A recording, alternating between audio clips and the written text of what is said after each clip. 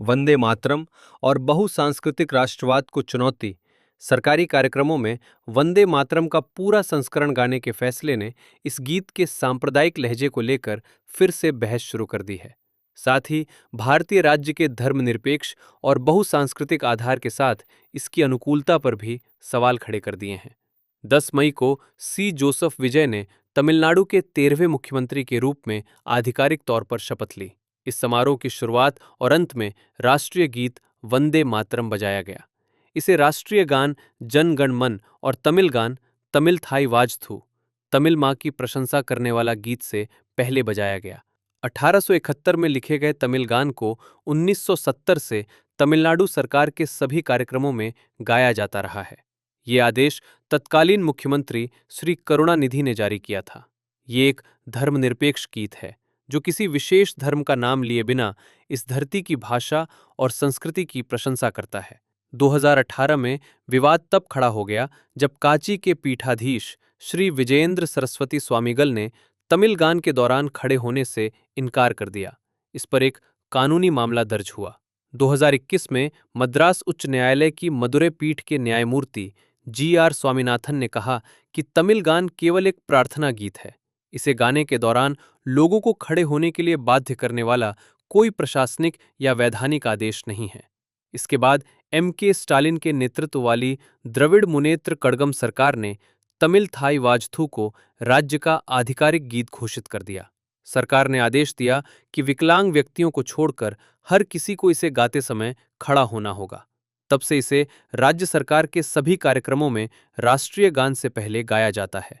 विवाद की वजह और नए सरकारी आदेश वंदे मातरम एक धर्म विशेष का गौरवगान करने के कारण लंबे समय से विवादों में रहा है।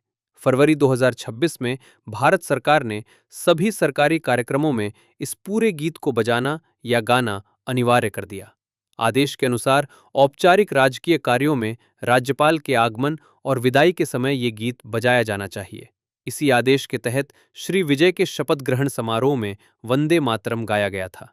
लेकिन कांग्रेस सहित विपक्षी दलों ने सरकारी कार्यक्रमों में वंदे मातरम की पूरी पंक्तियां गाने का विरोध क्यों किया? हालांकि इस गीत को इसकी साहित्यिक श्रेष्ठता और स्वतंत्रता संग्राम के दौरान एक नारे के रूप में इसकी भूमिका के लिए सराहा जाता है, लेकिन इस गीत में एक मजबूत सांप्रदायिक लहजा भी है। ये हिंदू धर्म का गौरवगान करता है जो भारतीय राज्य के धर्मनिरपेक्ष और बहुसांस्कृतिक मूल्यों के खिलाफ है। ऐतिहासिक उत्पत्ति। बंकिम चंद्र चटर्जी ने 1882 में बंगाली उपन्यास आनंदमठ लिखा था, जिसमें वंदे मातरम मां की वंदना गीत शामिल है। इस उपन्यास का अंग्रेजी अनुवाद 1906 में नरेश चंद्र सेन गुप्ता द्वारा एबी ऑफ ब्लिस के रूप में किया गया था। मूल उपन्यास की पृष्ठभूमि मुस्लिम शासन के खिलाफ सन्यासी विद्रोह पर आधारित थी। इसमें लेखक ने ब्रिटिश शासन का स्वागत किया था और भारत को बदलने के लिए इसकी सकारात्मक क्षमता की सराहना की थी। राष्ट्रीय स्वतंत्रता आंदोलन के दौरान 1941 में बसंत कुमार रॉय द्वारा इस उपन्यास का फिर से अनुवाद किया गया। इस संस्करण ने भारतीय स्वतंत्रता आंदोलन के अनुकूल बनाने के लिए इसके सभी सांप्रदायिक पहलुओं को हटाकर इसे साफ सुथरा कर दिया। 1941 के इस अनुवाद की प्रस्तावना में इंडियाना यूनिवर्सिटी पर्ड्यू यूनिवर्सिटी के धार्मिक अध्ययन विभाग के प्रोफेसर विलियम जे जैक्सन ने उल्लेख किया है। उन्होंने लिखा कि मूल लेखक बंकिम चंद्र होते तो नए अनुवाद में किए गए कई बदलावों को कभी स्वीकार नहीं करते। आज जो 1941 का अनुवाद व्यापक रूप से उपलब्ध है, वो इस उपन्यास या वंदे मातरम गीत के मूल संदर्भ को प्रकट नहीं करता है। 1906 के मूल अनुवाद एबी ऑफ ब्लिस के परिचयात्मक नोट में नरेश चंद्र सेन गुप्ता ने स्पष्ट कहा था कि मुस्लिम विरोधी भावना और हिंदू राष्ट्रवादी भावनाएं इस उपन्यास के महत्वपूर्ण पहलू थे।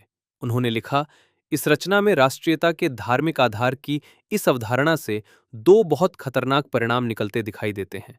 पहला, नए नए देशभक्ति देवी देवताओं के साथ हिंदू देवकुल को फिर से स्थापित करने का प्रयास है, और दूसरा, मुसलमानों के प्रति अत्यधिक नापसंदगी है जो इस रचना में दिखाई देती है।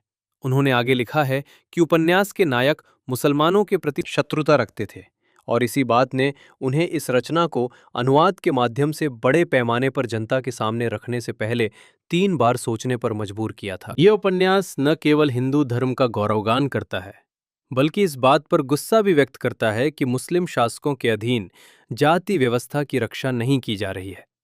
एक अंश में लिखा है, हर देश में जो बंधन एक राजा को उसकी प्रजा से बांधता है वो उसके द्वारा दी जाने वाली सुरक्षा है, लेकिन हमारा मुसलमान राजा वो हमारी रक्षा कैसे करता है? हमारा धर्म चला गया है, हमारी जाति, हमारा सम्मान और हमारे परिवार की पवित्रता भी चली गई है। यहां तक कि हमारे जीवन की भी अब बलि दी जाने वाली है। जब तक हम इन शराबी लंबी दाढ़ी वालों को दूर नहीं भगाते, तब तक एक हिंदू अपने धर्म को बचाने की उम्मीद नहीं कर सकता। मूल उपन्यास में केवल मुस्लिम शासकों का ही विरोध नहीं है, आम मुसलमानों के प्रति भी बड़े पैमाने पर नफरत दिखाई गई है।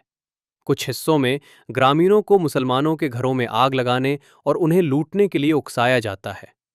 उपन्यास में सन्यासी विद्रोह का उल्लेख अंग्रेजों को भारत का शासक बनाने के एक साधन के रूप में भी किया गया है, जो अनुकूल हैं और हिंदू धर्म का ज्ञान दे सकते हैं।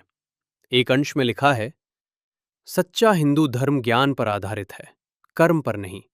इसलिए इसे पुनर्जीवित करने के लिए आपको सबसे पहले वस्तुनिष्ठ ज्ञान का प्रसार करना होगा। अंग्रेज वस्तुनिष्ठ विज्ञान में महान हैं और वे योग्य शिक्षक हैं, इसलिए अंग्रेजों को हमारा शासक बनाया जाएगा। वर्तमान बहस आजादी से पहले नेताओं ने वंदे मातरम को पूरी तरह से खारिज नहीं किया था, लेकिन उन्होंने इसे केवल पहले के 2 छंदों तक सीमित करने का प्रयास किया, क्योंकि अन्य छंद धर्म का गौरवगान करते थे। जवाहरलाल नेहरू ने इस गीत की पृष्ठभूमि को समझने के लिए मूल अंग्रेजी अनुवाद एबी ऑफ ब्लिस पढ़ा था। वो इस बात से सहमत थे कि ये मुसलमानों को नाराज करेगा। 1937 में कांग्रेस की एक उप समिति ने केवल पहले 2 छंदों को गाने का प्रस्ताव पारित किया, जो मातृभूमि की सुंदरता और प्रचुरता की प्रशंसा करते थे। अन्य छंदों को गायन से बाहर कर दिया गया था। संविधान सभा की बहसों के दौरान श्यामा प्रसाद मुखर्जी सहित कई बंगाली सदस्यों ने इस गीत की प्रशंसा की, लेकिन अंत में जन गण मन को राष्ट्रगान के रूप में अपनाया गया। कोई भी विचार या पाठ उस संदर्भ से अपना अर्थ प्राप्त करता है जिसमें वो उभरता है। उस संदर्भ के बिना ये केवल एक रस्म बनकर रह जाता है। राष्ट्रवाद और देशभक्ति केवल रस्म नहीं है, बल्कि ये राजनीतिक राज्य के प्रति भावनात्मक और नैतिक कर्तव्यों को निभाते हैं। इस दौर में इस गीत को फिर से जीवित करना और इसे लागू करना, जब सत्तारूढ़ शासन पर सांप्रदायिक ध्रुवीकरण के आरोप लग रहे हैं, राष्ट्रवादी होने से अधिक वैचारिक लगता है। भारतीय राष्ट्रवाद को कभी भी एक एकल सांस्कृतिक पहचान तक सीमित नहीं किया जा सकता है। हमें भारतीय राज्य की बहुसांस्कृतिक नींव की रक्षा के लिए विपक्षी दलों और नागरिक समाज से मजबूत आवाजों की आवश्यकता है।